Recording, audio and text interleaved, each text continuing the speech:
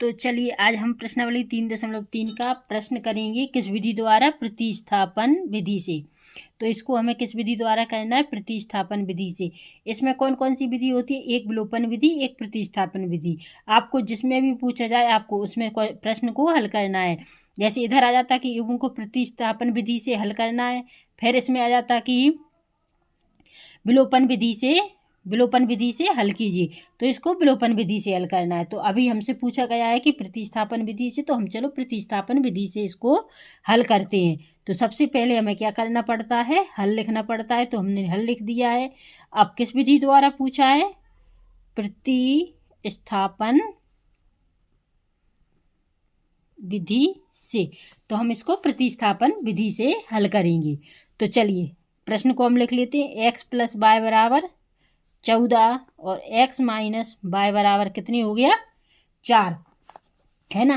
तो इसको मानेंगे हम क्या, पहला समीकरण, और इसको मानेंगे दूसरा समीकरण। तो पहला और दूसरा समीकरण हमने मान लिया है। अब हमें क्या करना है, प्रतिस्थापन विधि से। तो हम लेंगे समीकरण 1 से। पहले किससे लेंगे हम, समीकरण 1 से। तो समीकरण 1 से लेंगे तो हमें पहले समीकरण 1 को लिखना पड़ेगा। x + y बराबर 14 हमने लिख दिया है। अब क्या करेंगे हम कि x बराबर 14 प्लस के y पक्षांतर करेंगे तो कैसे हो जाएंगे, माइनस के y। तो ये हमारा बन जाएगा समीकरण नंबर 3।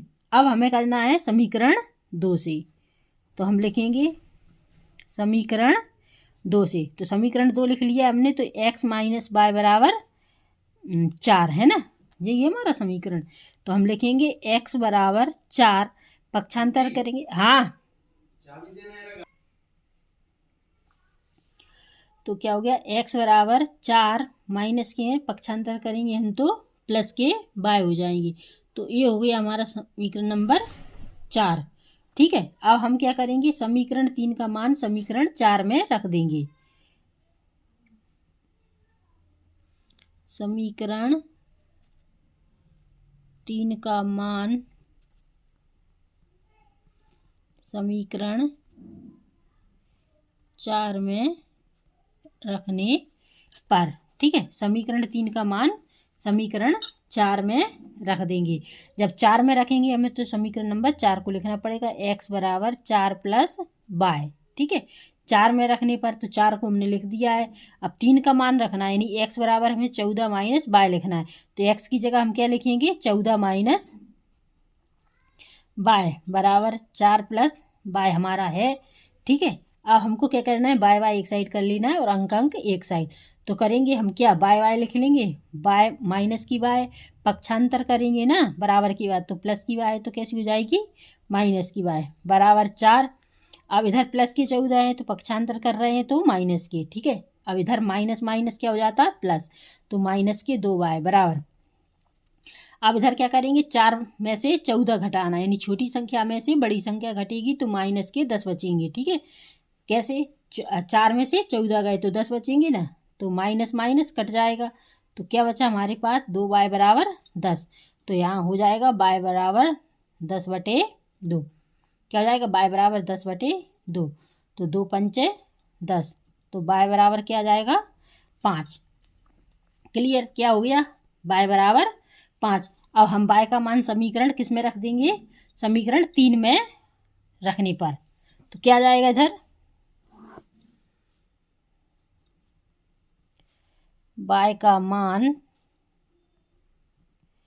समीकरण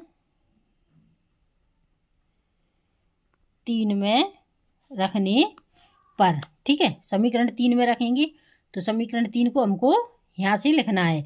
समीकरण 3 लिखेंगे, x बराबर 14 - y, x बराबर 14 - y लिख दिया है। तो एक y बराबर हमारे पास क्या निकला, 5 है ना। तो y की जगह हमें क्या रखना है, 5। तो x बराबर 14 - 5, ठीक है। तो x बराबर 14 में से 5 गए कितने बचे, 9 है ना। 14 में से 5 गए 9, तो x बराबर 9 और y बराबर 5। तो हमारे पास आंसर क्या निकला, x बराबर 9, y बराबर 5। तो ये रहा हमारा आंसर। आई होप यू कि आपको ये क्वेश्चन अच्छे से समझ में आ गया होगा।